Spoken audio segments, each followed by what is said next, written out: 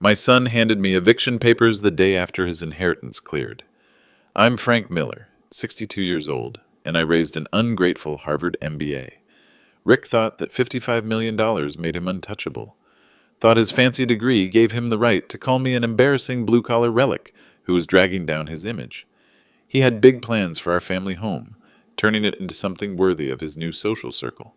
What Rick didn't know was that he'd only seen Will number one. See, there's something about Harvard Business School that they don't teach you.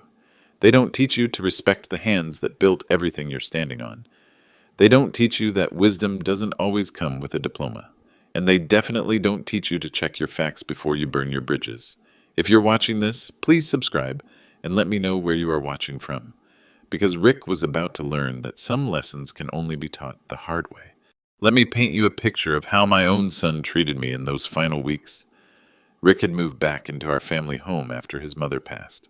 Said he needed time to process and figure out his next steps. What he really needed was time to plan my humiliation. It started small. He'd correct my grammar at dinner. It's, "I couldn't care less, Dad," not "I could care less."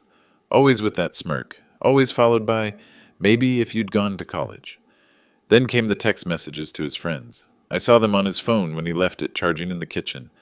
Stuck living with my dad for a few more weeks. Guy's a walking embarrassment. Can't wait to upgrade the family situation. Upgrade the family situation. That's what 34 years of raising him had become. The real humiliation started when his Harvard friends came over. Rick would introduce me as my father, Frank. He used to work with his hands. Used to work with his hands. Like that was something shameful. Like the calluses on my palms were evidence of failure, instead of decades of building things that actually mattered. His friend Bradley, investment banker, naturally, asked what I did for a living. Before I could answer, Rick jumped in. "Dad's retired now. Used to be a machinist. Blue-collar stuff." The way he said blue-collar sounded like he was describing a disease. But here's what really got to me. Rick had taken down every photo of me from the house. The family portraits, my union recognition awards, even the picture of me and his mother at my retirement party. Replaced them all with his Harvard Business School diploma. Had it custom framed for $400. Put it right where our wedding photo used to hang. When I asked him about it, he said, "Dad, I'm trying to build a professional image here. These people I'm networking with, they have expectations." Expectations. Right. The phone calls were the worst part. Rick thought I couldn't hear him, but our house has thin walls. He'd be on the phone with his girlfriend, talking about his 5-year plan. Phase 1 was getting his inheritance. Phase 2 was dealing with the Frank situation. Dealing with the Frank situation. That's what I'd become to my own son. "I need him out," he told her one night. "The house needs updating anyway. Can't have clients coming over and seeing this. This, meaning me. Meaning the man who'd raised him, fed him, paid for his education, worked double shifts to make sure he never wanted for anything. He'd already contacted a real estate agent, had her come by to assess the property value. $485,000, she said. Prime location, good bones, needed some modernization. Rick walked her through every room like he already owned it, which, according to Will, number one, he did. That night, I found him in the garage, going through my tools. My Bridgeport milling machine that cost me $12,000 back in '98. My precision measuring equipment. 40 years of accumulated knowledge hanging on pegboards and stored in labeled drawers. "What's all this junk worth?" he asked, not looking up from his phone where he was researching eBay prices. Junk. 40 years of craftsmanship. Tools that had helped me solve problems Harvard never taught courses on. Equipment that had earned every dollar that built the life he was now inheriting. But I just smiled, said, "More than you know, buddy." That confused him. Rick was expecting anger, maybe tears. He wasn't expecting calm. He definitely wasn't expecting me to start making phone calls of my own. Late at night, after he'd gone to bed, I'd sit in my workshop and make those calls. Quiet conversations with people Rick had never met. People who knew exactly what my junk was really worth. People who were about to remind my Harvard MBA son that some education can't be bought. You have to understand what I was facing. If I stayed silent, if I just accepted Rick's version of reality, I'd lose everything that mattered. First, there was the house. Not just any house, the house where his mother and I had built our life together, where we'd brought Rick home from the hospital, where we'd celebrated his graduation from high school, college, and yes, even Harvard. Every room held 34 years of memories that Rick was planning to erase with his modernization. The real estate agent had been very thorough. Prime location, she said. Walk score of 89. Close to the university district where Rick's friends lived. With the right updates, new kitchen, open floor plan, contemporary finishes, the house could easily fetch $650,000. Maybe more. Rick had already picked out the contractor, some outfit called Elite Home Transformations that specialized in what they called heritage property upgrades. And their portfolio was full of old houses that had been gutted and rebuilt to look like something from a design magazine. All character removed, all history erased. He'd shown me the plans on his laptop. My workshop would become a home office. The kitchen where his mother had made Sunday dinners would be torn down to create an open-concept entertainment space. The living room where we'd watched him play Little League would be expanded into something he called a conversation pit. But losing the house was just the beginning. See, Rick had convinced himself that his inheritance made him the family success story, the one who'd made it out. In his mind, I was just the blue-collar father who'd served his purpose and could now be discarded.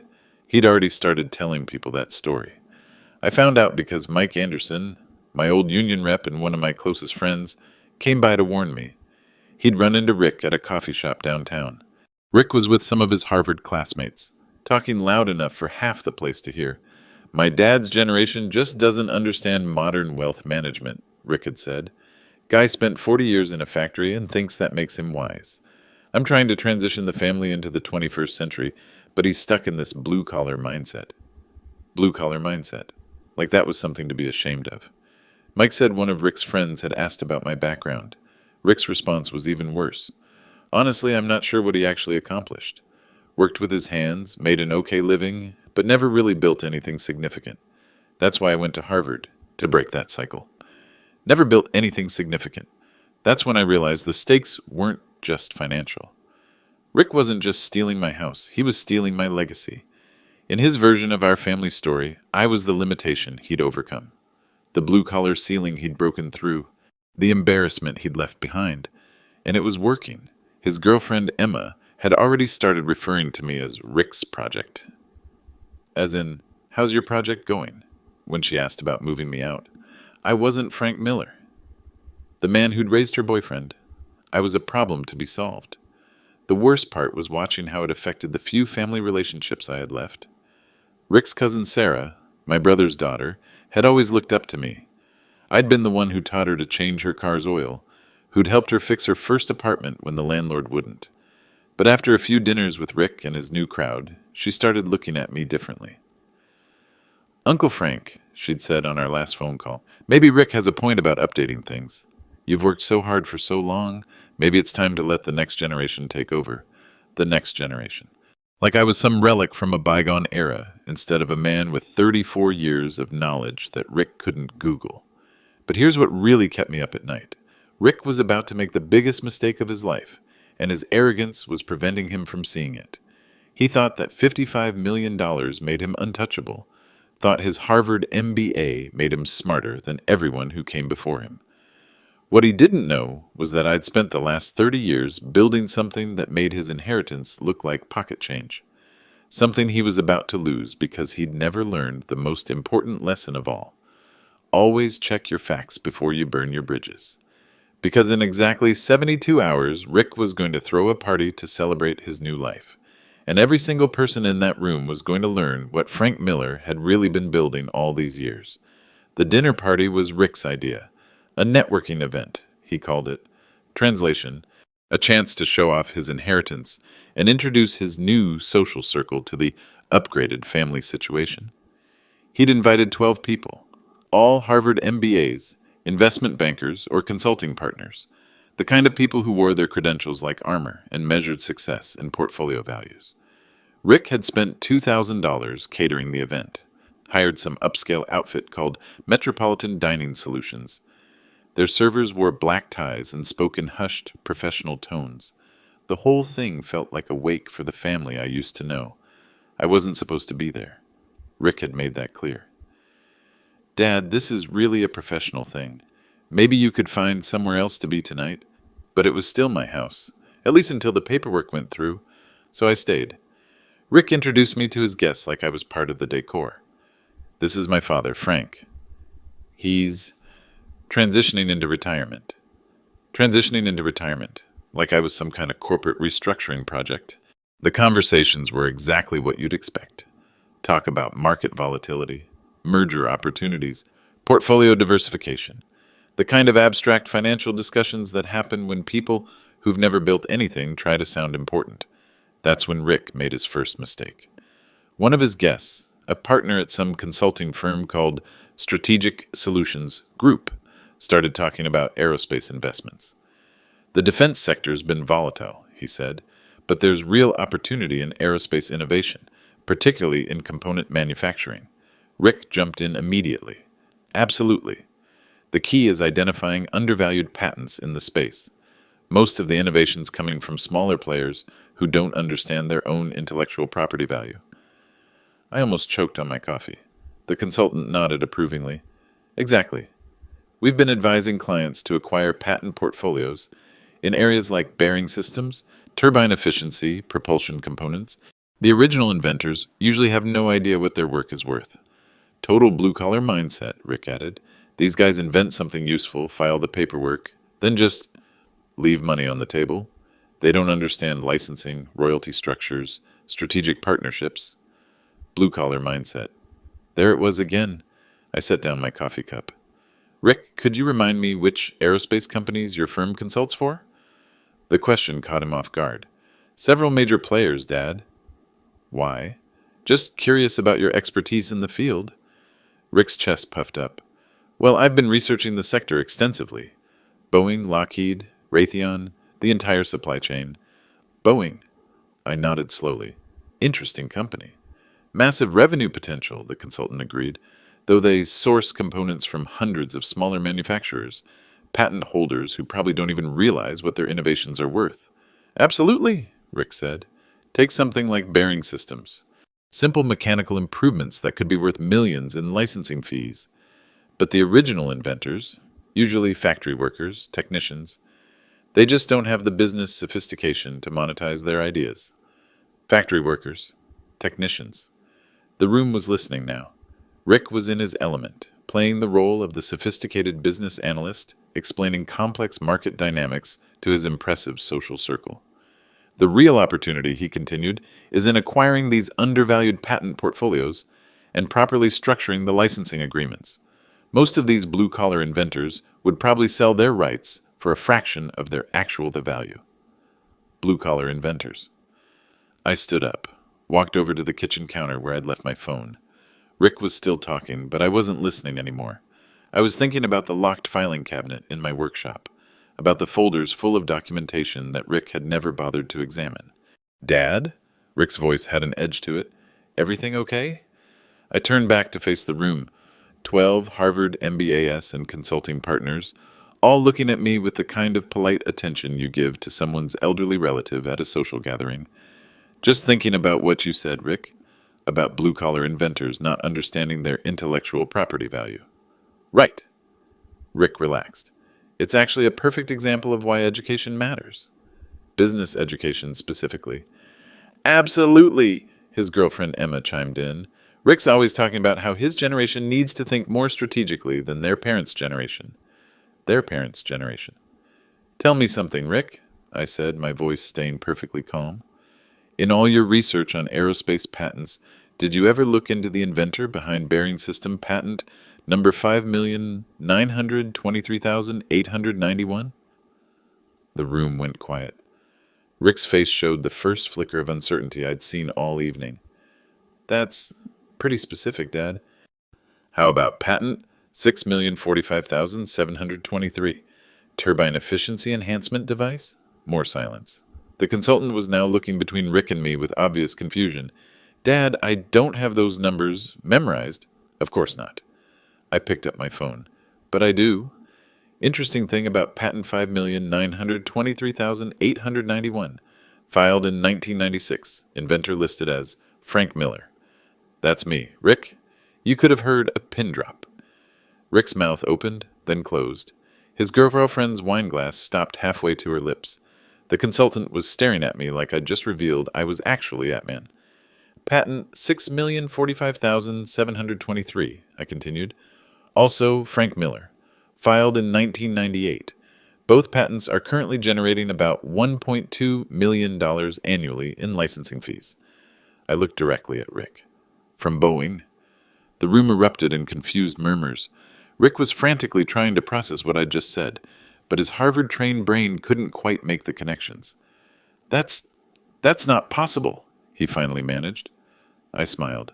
Rick, remember when you asked what all that junk in my workshop was worth? His face went pale. More than you know, buddy. The dinner party ended early. Rick's guests left in a flurry of awkward goodbyes and confused whispers. I watched them through the living room window, clustering in small groups on the sidewalk, their phones already out, probably Googling patent numbers and trying to make sense of what they'd just heard. Rick stood in the kitchen, staring at the catering leftovers like they might provide some explanation for what had just happened. Emma was scrolling through her phone with increasing intensity, her perfectly composed social media facade cracking with each search result. Dad, Rick finally said, we need to talk. Sure thing, buddy. What's on your mind?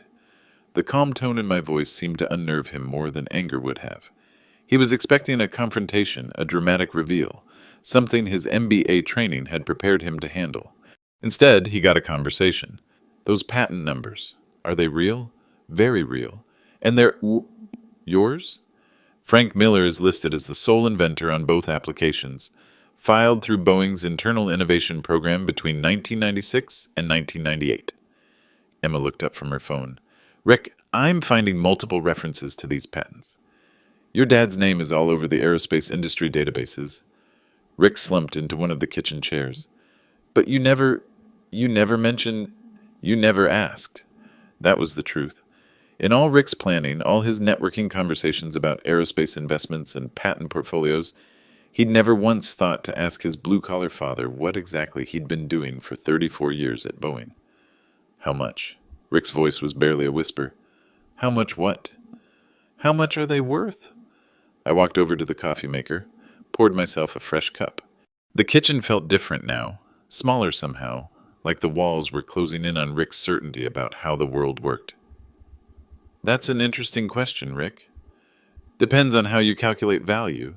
Emma was reading something on her phone, her eyes getting wider with each paragraph. Rick, she said slowly, I think you need to see this. She turned her screen toward us. It was a Boeing press release from 2019 celebrating the company's Innovation Hall of Fame. There was a photo of 12 employees being recognized for transformational contributions to aerospace technology.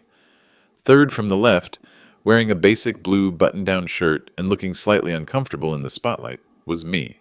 The caption read, Frank Miller, recognized for bearing system innovations that have improved fuel efficiency across Boeing's commercial aircraft fleet. Rick stared at the photo for a long time. This is from 2019. Yep. You were still working then? Yep. But you told me you were just finishing up your time. I told you I was ready to retire. Didn't mean the work wasn't important. Emma scrolled down to read more.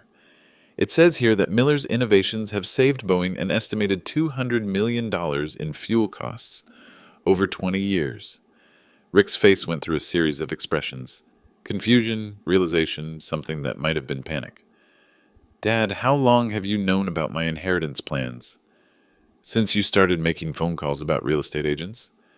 And you just let you what? Make assumptions? That's on you, buddy. The kitchen clock ticked loudly in the silence that followed. I could practically see the wheels turning in Rick's head, trying to recalculate everything he thought he knew about our family's financial situation. Dad, he said finally, I think I may have made a mistake. May have? Emma was still reading, her finger scrolling through search results with increasing desperation.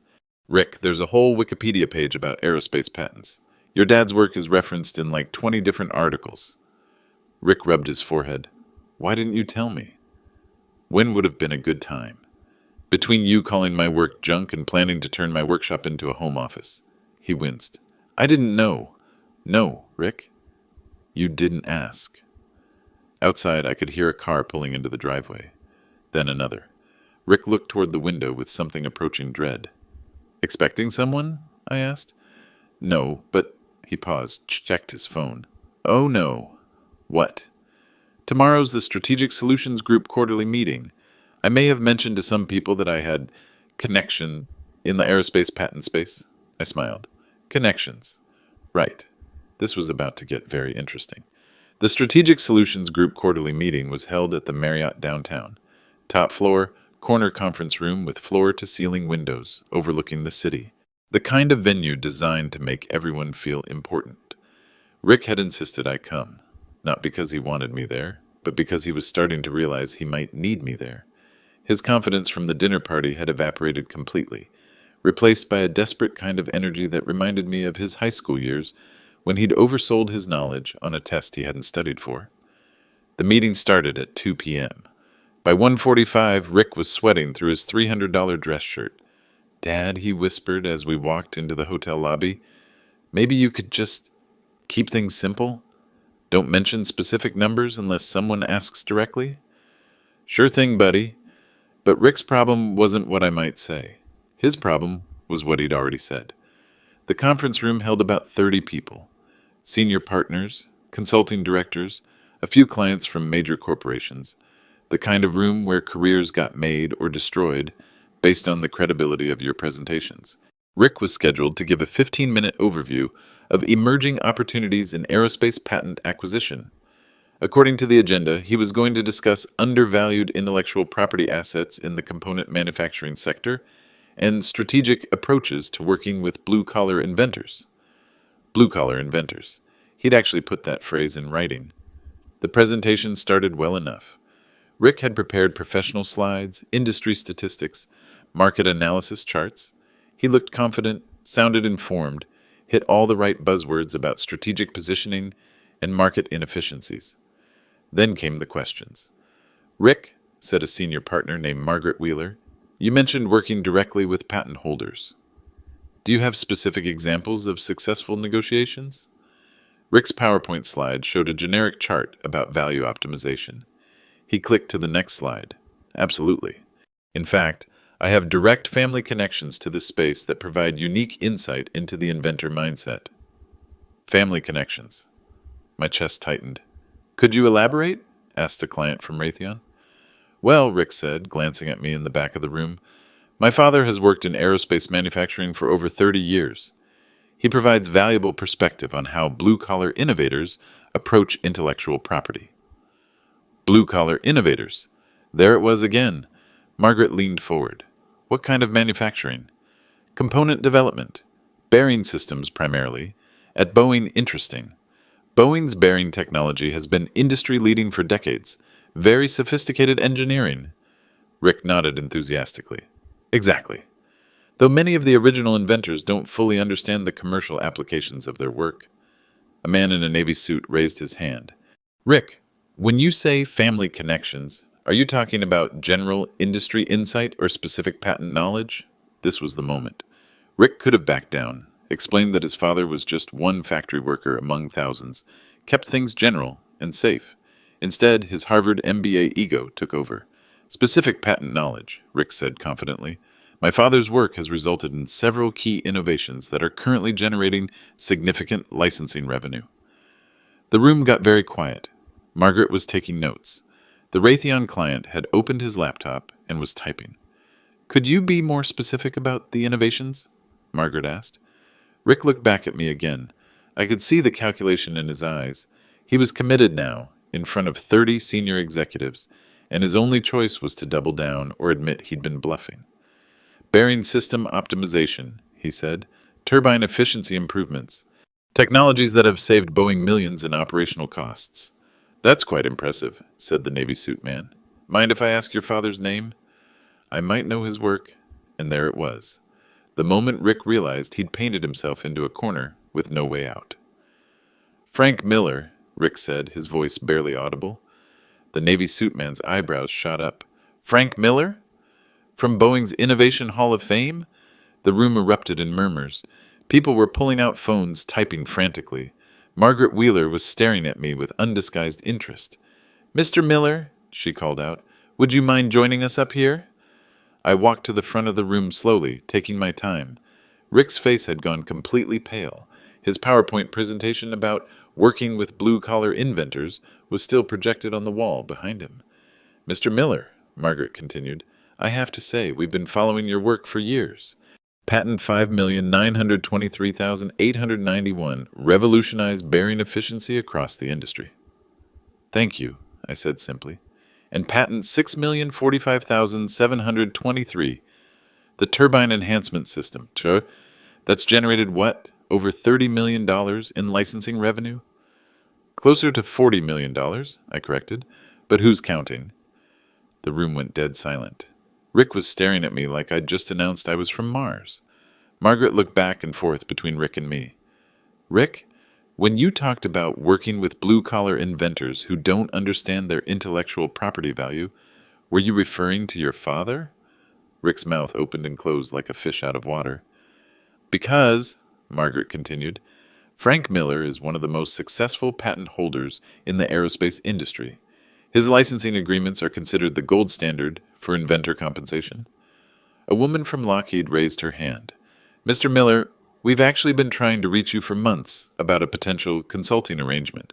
Your work on efficiency optimization could save us millions." Another voice from the back. "Sir, our firm would be very interested in discussing representation for your next round of patent applications." I held up my hand. "I appreciate the interest, but I'm pretty much retired these days."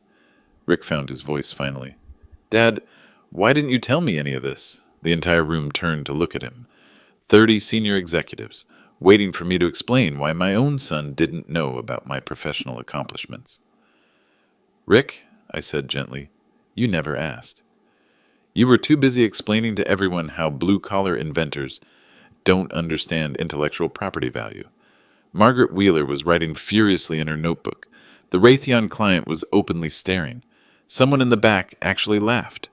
Rick's PowerPoint slide was still on the wall, the one about strategic approaches to working with blue-collar inventors. The irony was so thick you could cut it with a knife. "Mr. Miller," Margaret said, "would you be willing to stay after the meeting? I think several of us would like to discuss some potential opportunities." "Of course." Rick slumped into his chair. His presentation was over, his credibility was destroyed, and everyone in the room now knew that the blue-collar inventor he'd been patronizing was worth more than everyone else in the building combined. But we weren't done yet.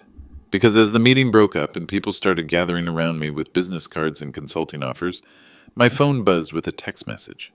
It was from Dr. Patricia Brown, Boeing's chief engineer.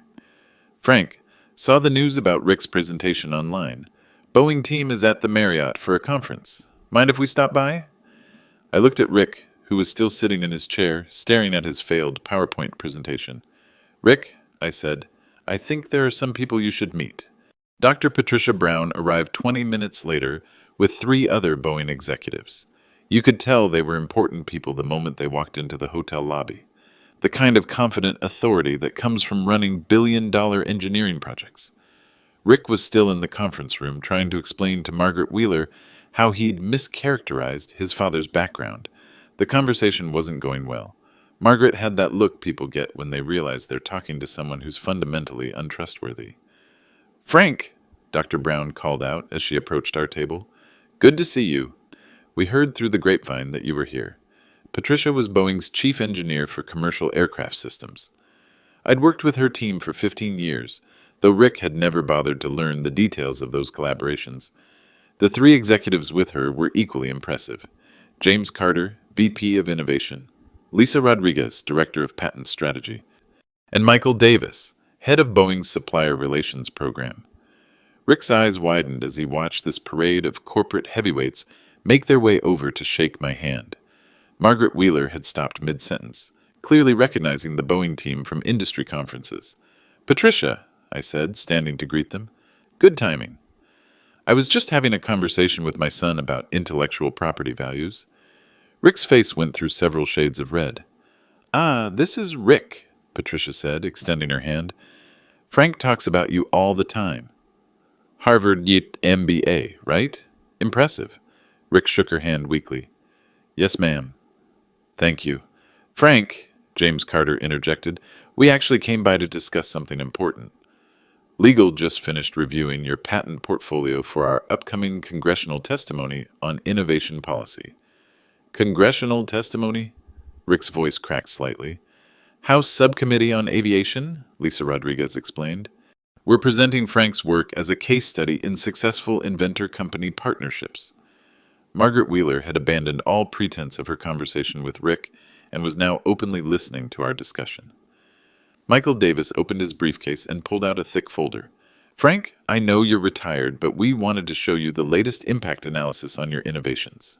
He spread several documents across the table. The first was a Boeing internal report titled Miller Patent Portfolio, 25-Year Economic Impact Assessment. Rick leaned forward to read over my shoulder.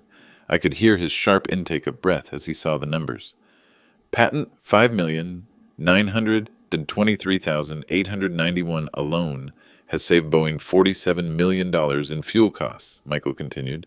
Patent 6,045,723 has generated $41.2 million in direct licensing revenue.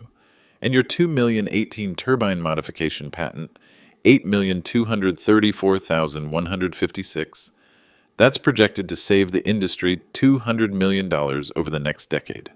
Rick was staring at the documents like they were written in a foreign language. Frank, Patricia said, I have to ask, have you given any thought to our succession planning discussions? What succession planning? Rick asked before I could answer. Lisa Rodriguez smiled. Frank has been mentoring our next generation of engineers for the past 5 years, Boeing's Innovation Fellows program. We've been hoping he might consider a formal advisory role. Advisory role? Rick's voice was getting smaller with each revelation. The Boeing Innovation Council, James explained. It's our strategic advisory board for emerging technologies. Frank would be working directly with our C-suite on patent strategy and inventor development. Margaret Wheeler couldn't stay quiet any longer. Excuse me, she interrupted, but are you saying that Mr. Miller is being recruited for Boeing's executive advisory board? Not recruited, Patricia corrected. We've been asking him to join for 2 years. Frank keeps saying he wants to enjoy retirement. Michael Davis laughed. Though retirement for Frank apparently means consulting for Lockheed, Raytheon, and Northrop Grumman on their patent acquisition strategies. Rick's head whipped around to stare at me. You're consulting for Boeing's competitors? Aerospace is a small industry, I said calmly. Everyone knows everyone. Frank's reputation precedes him, Lisa added. When the Pentagon wanted an independent assessment of next-generation aircraft efficiency technologies, Frank was their first call. Pentagon? Rick whispered. Margaret Wheeler was frantically taking notes. The other Strategic Solutions Group partners had gradually moved closer to our table, drawn by the realization that they were witnessing something unprecedented. Patricia noticed the growing crowd. Frank, perhaps we should move this conversation somewhere more private. Actually, I said, looking directly at Rick, I think this is exactly where this conversation needs to happen. Rick's face had gone completely white. His Harvard MBA presentation about undervalued blue-collar inventors was still visible on the conference room screen behind us. Rick, I continued, remember yesterday when you told Emma that your father had never built anything significant? He didn't answer. Patricia, could you tell Rick about the economic impact of my patents? Dr. Brown pulled out her phone and opened what looked like a Boeing internal app. Combined economic impact across all Miller patents through 2023 TFET. $247 million in cost savings, $156 million in direct licensing revenue, estimated $400 million in future value over remaining patent life. The room was completely silent. And Rick, I said, remember when you told your consulting friends that blue-collar inventors don't understand the business sophistication required to monetize their ideas?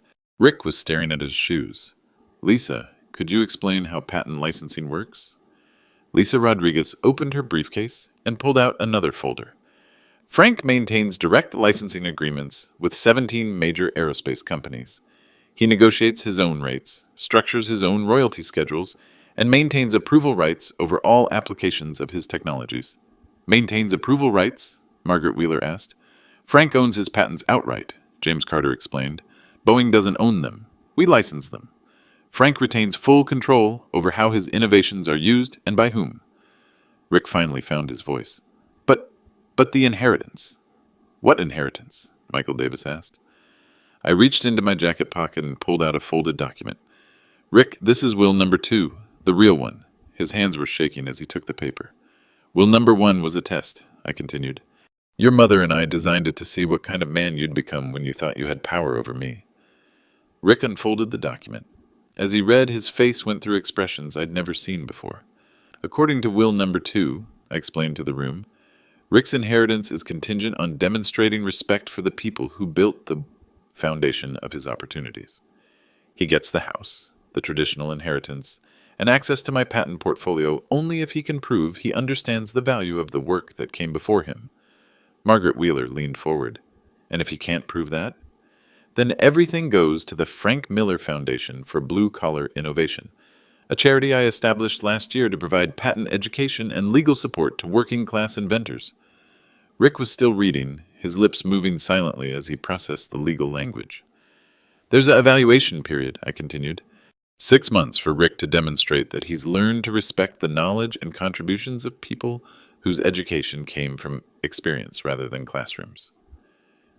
And who evaluates that? Patricia asked. A board of 3 people. You as Boeing's chief engineer, Mike Anderson representing organized labor, and Janet Wilson, our family attorney. Rick looked up from the will. Dad, The evaluation starts now, Rick. Today, in front of all these people who just heard you call your father an undervalued blue-collar inventor who doesn't understand intellectual property. The Boeing executives were looking at Rick with expressions ranging from curiosity to concern. Margaret Wheeler was writing so fast her pen was practically smoking. The first test, I continued, is simple. Can you acknowledge in front of these business professionals that your father's 34 years of work have value that can't be measured by a Harvard MBA? Rick stared at me for a long moment. The room held its breath. Finally he spoke. Dad, I owe you an apology. It was a start. Rick's apology was just the beginning.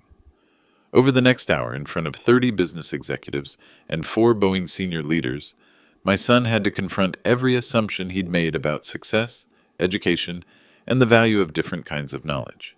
It wasn't pleasant to watch, but it was necessary. I need to understand something, Rick said, his voice barely steady. How long have you been planning this? The will? Since your mother's diagnosis 2 years ago. She was the one who insisted on the test. Rick's face crumpled slightly at the mention of his mother. Mom knew? She knew you were smart, ambitious, and completely unprepared for the real world. Harvard taught you to analyze businesses, but it never taught you to respect the people who build them. Patricia Brown had been listening quietly, but now she spoke up. Rick, can I ask you something? Yes, ma'am. In your presentation today, you talked about strategic approaches to working with blue-collar inventors. What did you mean by that? Rick glanced around the room. Every face was watching him, waiting for his answer. I meant... He stopped, took a breath, started again. I thought that people like my father didn't understand the business side of their innovations. I thought they needed people like me to help them maximize value. And now? Now I realize I don't know anything about the business side of innovation. I know how to read financial statements and build PowerPoint presentations. My father knows how to create value from nothing. It was the first honest thing Rick had said in weeks. Margaret Wheeler looked up from her notes. Rick, Strategic Solutions Group has been trying to break into the aerospace patent consulting market for 3 years. We've had minimal success because we lack credible relationships with actual inventors. Rick nodded slowly, beginning to understand where this was heading. Your father, on the other hand, has relationships with every major patent holder in the industry. He's respected by Boeing, Lockheed, Raytheon, and the Pentagon. He's exactly the kind of strategic partner we need. Yes, ma'am. So here's my question. Instead of trying to manage your father's intellectual property, why don't you try learning from it? Rick looked at me. Dad, would you be willing to teach me? That was the moment I'd been waiting for. Not an apology, not an acknowledgement of my success, but a recognition that he had something to learn. Rick, I've been trying to teach you for 30 years. The question is whether you're finally ready to listen. Dr. Brown stood up and began packing her documents. Frank, we should let you handle this family conversation. But before we go, Rick, Your father is one of the most respected innovators in the aerospace industry. If you're serious about learning from him, we'd be happy to provide some context about how the industry actually works. I would appreciate that very much, Rick said. After the Boeing team left, the Strategic Solutions Group meeting dissolved into smaller conversations. Several partners approached me about potential consulting arrangements.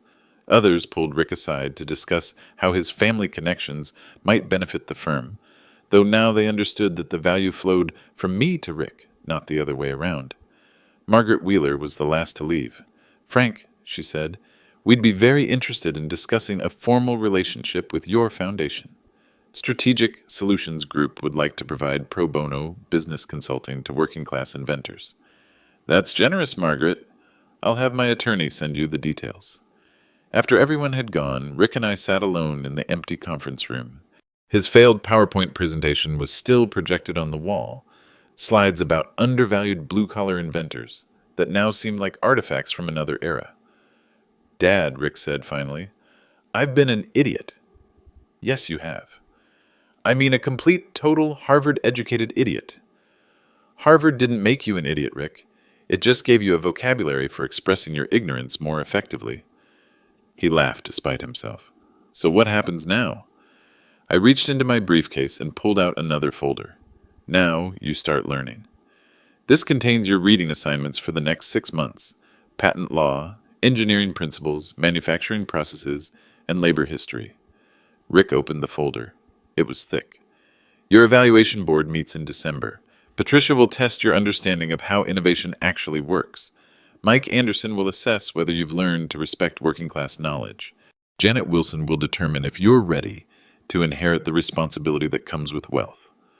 And if I fail, then you'll have learned something valuable about humility, and 40,000 working-class inventors will benefit from a very well-funded foundation." Rick nodded slowly. "When do I start?" "Tomorrow morning, 6 a.m., my workshop." "Your workshop? That's where the real education happens, buddy. Hope you're ready to get your hands dirty." The news traveled fast. By the next morning, Rick's presentation had become industry legend, not for the reasons he'd hoped. Margaret Wheeler, to her credit, handled the situation professionally. Strategic Solutions Group issued a quiet internal memo about ensuring accuracy in client presentations, and Rick was reassigned to projects that didn't involve aerospace consulting. His Harvard MBA credentials were still valuable, just not in the way he'd originally imagined. The real consequences started showing up in Rick's social media. His LinkedIn profile, which had previously featured updates about disrupting traditional industries and leveraging family connections, went silent. His networking posts about strategic opportunities in aerospace patents were quietly deleted. The professional photograph of him at his Harvard graduation was replaced with something more subdued. Emma, his girlfriend, took the news harder than Rick did. She'd built her own social media presence around being the partner of a young aerospace entrepreneur. Her Instagram was full of photos from industry events, networking dinners, and what she called power couple moments.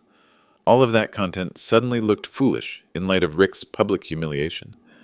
"I don't understand," she told Rick during what would be their final conversation. "You said your father was just a factory worker." "He was a factory worker," Rick replied. "He was also one of the most successful inventors in the aerospace industry. I just never bothered to learn the difference."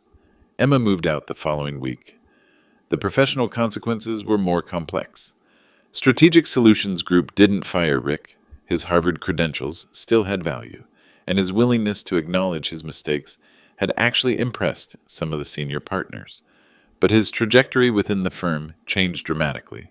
Instead of being fast-tracked toward partnership, Rick found himself assigned to research projects, due diligence work, background investigations into patent portfolios and inventor credentials, the kind of detailed, unglamorous work that required him to actually understand the technologies he was analyzing.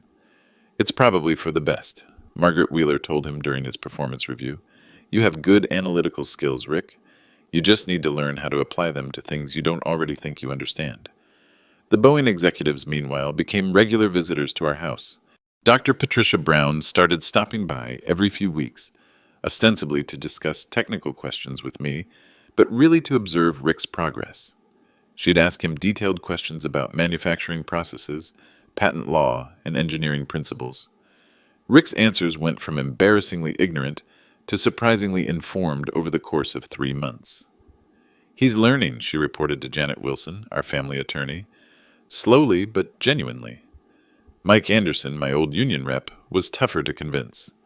"Frank," he said after Rick's first month of 6 a.m. workshop sessions, "the boy's got soft hands and a softer brain. You sure about this rehabilitation project?" But Mike started to come around when Rick began asking questions about labor history, manufacturing economics, and the relationship between worker innovation and corporate profits. Questions that showed he was finally thinking about issues bigger than his own career advancement. "Maybe there's hope for him," Mike admitted. "Kid's got a long way to go, but at least he's walking in the right direction." The most significant change was in Rick himself. The arrogance was gone, replaced by something that looked like genuine curiosity. He started reading trade publications, technical journals, and patent filings, not because he had to, but because he was finally beginning to understand how much he didn't know.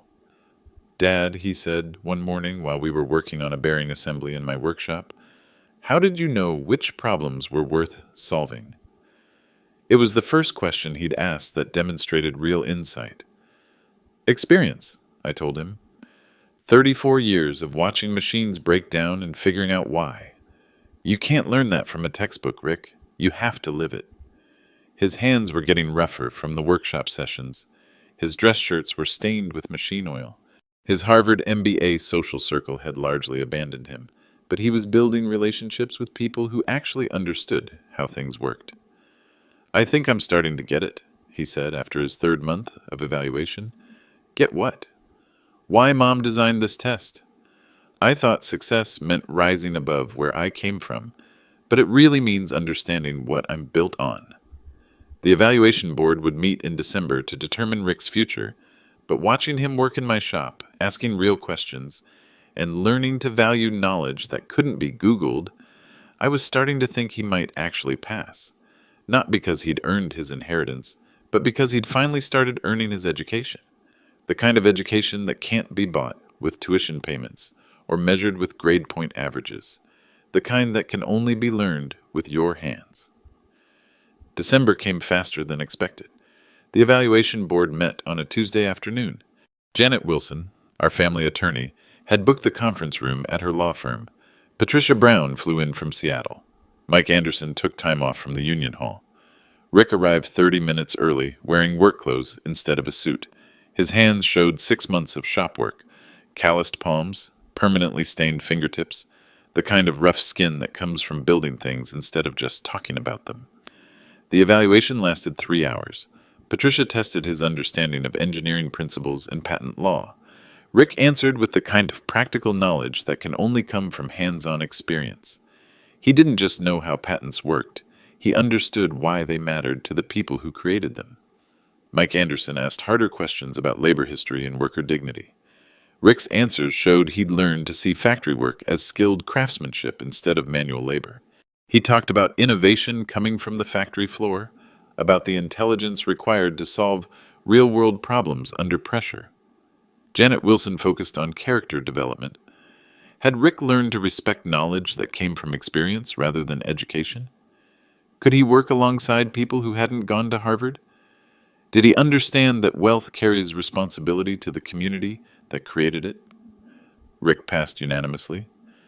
That evening, we sat in my workshop reviewing the evaluation results. Rick would inherit the house, receive access to my patent portfolio, and join the board of the Frank Miller Foundation for Blue Collar Innovation. "Dad," he said, "I need to tell you something." "What's that?" "I don't want the money."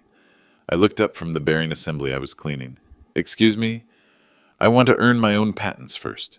Learn to create value before I inherit it. Would you be willing to keep mentoring me?" It was the best possible answer to a question I'd never thought to ask. "Rick," I said, "I'd be honored." 6 months later, Rick filed his first patent application. A small improvement to hydraulic systems, developed during our workshop sessions. Nothing revolutionary, but it was his. The foundation now provides education and legal support to over 200 working-class inventors across the country. Rick runs the day-to-day operations while I focus on technical mentoring.